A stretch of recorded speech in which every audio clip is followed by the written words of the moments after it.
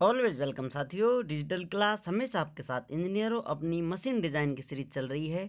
जो भी कंटेंट अब तक आपने पढ़ा है और आगे इस वीडियो में पढ़ने वाले हैं, सारा कंटेंट आपको पीडीएफ फॉर्मेट में अवेलेबल है।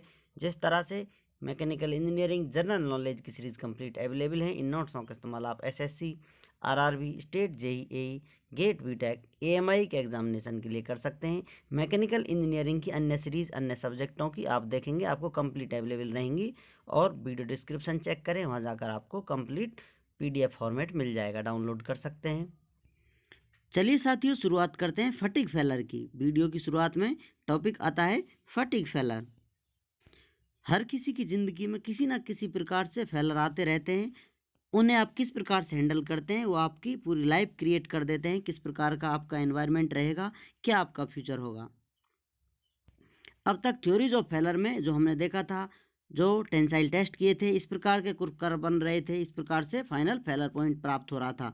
लेकिन इस प्रकार से मटेरियल डिजाइन करने के बाद, थ्योरी ऑफ फेलर्स को पढ़ने के बाद आपने कोई मटेरियल डिजाइन कर लिया है, उस पर आप फ्लक्चुएटिंग लोड लगा रहे हैं, तो ये मटेरियल पहले ही फेल हो रहा था। जैसा कि ये कंडीशन है इस पर, यहाँ पर अपर यील्ड, लोअर यील्ड स्ट्रेंथ है मटेरियल की, लेकिन आप यहाँ चाह रहे हैं इलास्टिक लिमिट तक कि यही मटेरियल बना रहे। लेकिन आप इस पर यदि फ्लक्चुएटिंग लोड लगाते हैं जो वेरिएशन कर रहा है, तो ये मटेरियल इससे पहले ही इतने लोड पर ही फेल हो जा रहा था, या फिर इसमें प्लास्टिक डिफॉर्मेशन आ रहा था, या फिर यहाँ तक आप ले जाएं उससे पहले ही यहाँ पर इसमें क्रैक आ रहे हैं, मटेरियल टूट जा रहा था। या कहा जाए स्ट्रेस एक्सिस, ये अपना स्ट्रेन एक्सिस है। यहाँ तक देख लिया आपने, यहाँ आपका मटेरियल फेल होगा, इससे अधिक आप स्ट्रेस इसमें नहीं जनरेट कर सकते। लेकिन आप फ्लक्चुएटिंग लोड लगा रहे हैं, तो इतनी लिमिट बढ़ाने से पहले ही इतने स्ट्रेस पर, या कहीं नीचे, या फिर और कहीं नीचे, कितना नीचे वो आगे जाकर हम जानेंगे। मटेरियल हमें पता चला कि फेल होता जा रहा था फ्लक्चुएटिंग लोडिंग कंडीशन में। तो अब इस पर हमने स्टडी की, बारीकी से समझ में आया, तो उस प्रकार से नई टर्म्स आई, उनमें से फटीग फेलर। ऐसा क्यों हो रहा है, ये सब हम डिटेल में जानने वाले हैं। It is the failure of a machine element due to fluctuating stress at a stress level lower than the yield, और आप कह सकते हैं ultimate strength of the material. Yield tensile strength हो सकती है, या कंप्रेसिव स्ट्रेंथ हो सकती है, या फिर कहें आप, या तो यील्ड पर आप डिजाइन कर रहे हैं, अल्टीमेट स्ट्रेंथ पर आप डिजाइन कर रहे हैं, या किसी दोनों में से किसी एक पर भी आप लेना चाहें। वहाँ पर मटेरियल उससे पहले ही फेल हो रहा था, क्योंकि यहाँ पर लोड की जो कंडीशन थी वो फ्लक्चुएटिंग लोड थी, उसमें बार बार बदलता हुआ, फ्लक्चुएट करता हुआ लोड लगाया जा रहा था, जिससे फ्लक्चुएटिंग स्ट्रेस उसमें जनरेट हो रहा था। तो लोअर लिमिट पर ही मटेरियल फेल हो पा रहा था। स्ट्रेंथ ऑफ मटेरियल जो होती है, उससे लोअर लिमिट पर भी मटेरियल फेल हो गया, या फेल हो रहा था। तो इस फेलर को फटीग फेलर नाम दिया गया। इस टर्म को हम फटीग फेलर के नाम से जानते हैं। ये क्यों हो रहा है, किस प्रकार से हो रहा है, ये सब जानते हैं साथियों। इसमें माइक्रो क्रैक्स, जैसा कि कोई भी मटेरियल है, उसमें जो भी अणु, परमाणु, एटम, जो भी कुछ है, इनका अरेंजमेंट किसी प्रकार से हो रहा था। इस प्रकार से एक दूसरे के साथ मिलकर ये अपने आप की संरचना, स्ट्रक्चर बना रहे हैं। कंटिन्यूटी लगातार बनी हुई है मटेरियल की, जैसा कि आप यहाँ देख सकते हैं, इस प्रकार का स्ट्रक्चर है। अब इसमें कंटिन्यूटी सेम ना रहते हुए कहीं ना कहीं अनइवन डिस्ट्रीब्यूशन हो जाता है, जैसा आप यहाँ देख सकते हैं। यहाँ देख सकते हैं, जैसा कि आप समझ लीजिए, अणु है, किसी मटेरियल का कंटेंट है, या कहा जाए एटम है, दूसरे एटम से कनेक्ट करने के लिए, तीसरे एटम से कनेक्ट करने के लिए इस प्रकार से कनेक्शन बना के रखते हैं। इनको यदि चार फॉर्मेटों में, चार बॉन्डिंग में जोड़ दिया जाए, तो आप समझ लीजिए हम 2D पर स्टडी कर रहे हैं, तो इस प्रकार चार तरफ से जुड़ा हुआ है। लेकिन यदि ये बॉन्ड इसका ब्रेक हो जाए, सिर्फ 2 या 3 से जुड़ा हुआ हो, तो इसमें स्ट्रेस आ जाता है। इसको भरोसा नहीं रहेगा इन तीनों पर, ये सोचेगा ये भी मेरा साथ छोड़ देंगे, इसलिए इनको और टाइट खींच कर पकड़ के रखेगा, तो स्ट्रेस यहाँ पर ज़्यादा क्रिएट हो जाएगा। तो इस प्रकार की कंडीशन होती है, स्ट्रेस कॉन्सेंट्रेशन के नाम से जानी जाती है। तो यहाँ पर यही पॉइंट है, micro cracks are developed near the discontinuity where the stress is maximum due to stress concentration. जैसा आपको बताया था, स्ट्रेस कंसंट्रेशन उस क्षेत्र को बोला जाएगा जहाँ पर जो स्ट्रेस है अनइवन डिस्ट्रीब्यूटेड है। यहाँ पर जो मटेरियल की कंटिन्यूटी होती है, जिस प्रकार फॉर्मेट में जिसका इसका क्रिस्टल है, उस प्रकार से सेम फॉर्मेट फॉलो नहीं कर रहा है, अनइवन डिस्ट्रीब्यूशन हो रहा है यहाँ पर एटम्स का। तो यहाँ पर एक दूसरे का साथ छोड़ देंगे, तो इस प्रकार से आपको क्रैक देखने को मिलेंगी। जैसा कि कोई क्रैक इस प्रकार से बन जाएगी, कोई क्रैक इस प्रकार के, इतना बड़ा मटेरियल है तो कहीं क्रैक आ गई इस प्रकार से। अब बार बार फ्लक्चुएटिंग लोड लगता रहेगा, तो क्रैक का साइज बढ़ता जाएगा, इंक्रीज होता जाएगा, और कुछ समय बाद यहीं से मटेरियल फेल हो जाएगा, टूट जाएगा, ब्रेक हो जाएगा।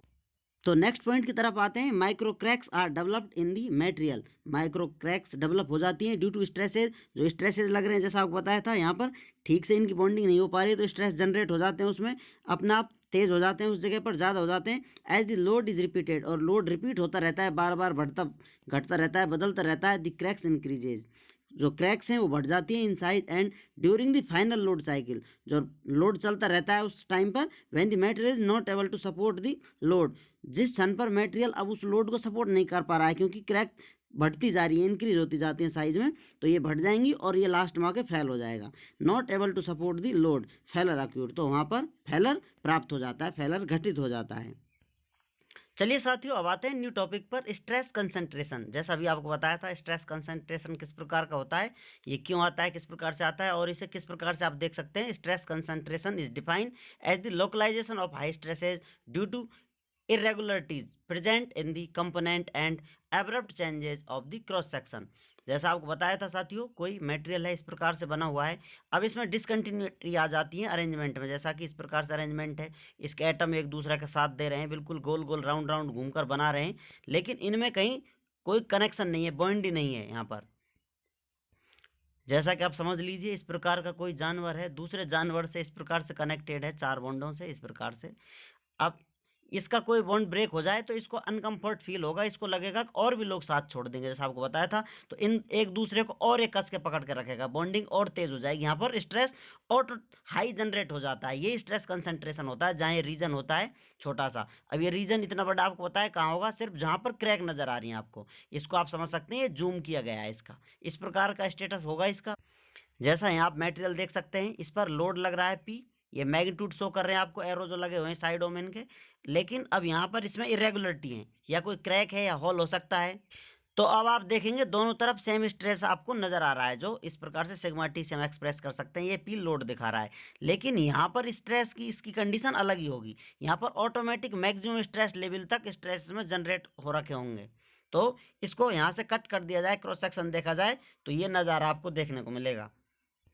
ये साइड जितना लोड इधर लगा हुआ था, यहाँ पर लोड लगा हुआ है सिग्मा टी के बराबर, लेकिन इस जगह पर जहाँ पर स्ट्रेस कंसंट्रेशन है, वहाँ पर ऊपर आपको अनइवन स्ट्रेस डिस्ट्रीब्यूशन देखने को मिलेगा।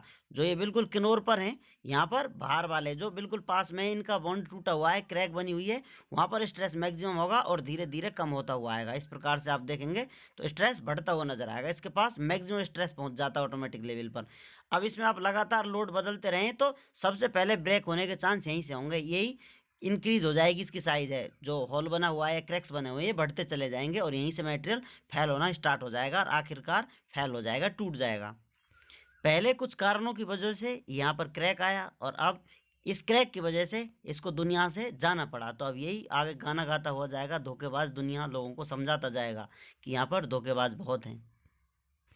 अब यहाँ पर मैक्सिमम स्ट्रेस कंडीशन बनी हुई है, इससे अधिक स्ट्रेस बढ़ाया जाएगा तो ये मटेरियल इसे सस्टेन नहीं कर पाएगा, झेल नहीं सकता, यहीं से फेल हो जाएगा। ये कहानी है स्ट्रेस कंसंट्रेशन की, इस प्रकार से भी मटेरियल फेल होते हैं। यहाँ पर देखा जाए सिग्मा मैक्सिमम रेंज में पहुँच गया है। उम्मीद करते हैं विद्वानों, वीडियो में दी गई अब तक की जानकारी आपको अच्छे से समझ में आई होगी। अभी भी आपका कोई कन्फ्यूजन है तो आप हमसे कमेंट कर पूछ सकते हैं साथियों। आप चाहें तो कॉन्टैक्ट कर सकते हैं, कॉन्टैक्ट लिंक आपको वीडियो डिस्क्रिप्शन में मिल जाएगा। वीडियो को अंत तक देखने के लिए, चैनल को सपोर्ट करने के लिए आपका दिल की गहराइयों से बहुत बहुत धन्यवाद। मिलते हैं नेक्स्ट वीडियो में। जय हिंद, वंदे मातरम।